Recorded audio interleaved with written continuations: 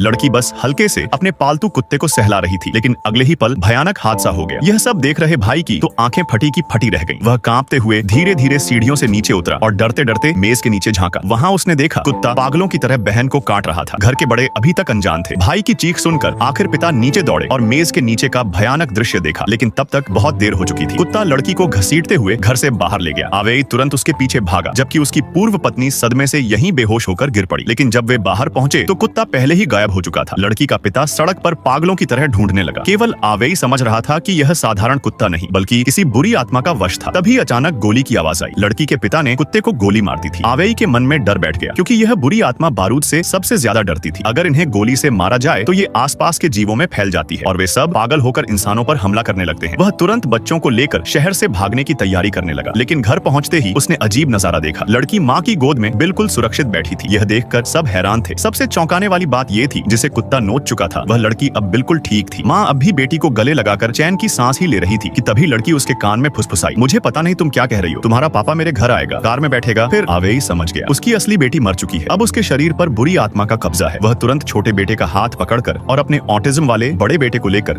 गाड़ी में बैठ गया। उसे तुरंत भागना था, लेकिन तभी लड़की का पिता गाड़ी दौड़ाता हुआ आया और सामने ही पत्नी और बेटी को टक्कर मार दी।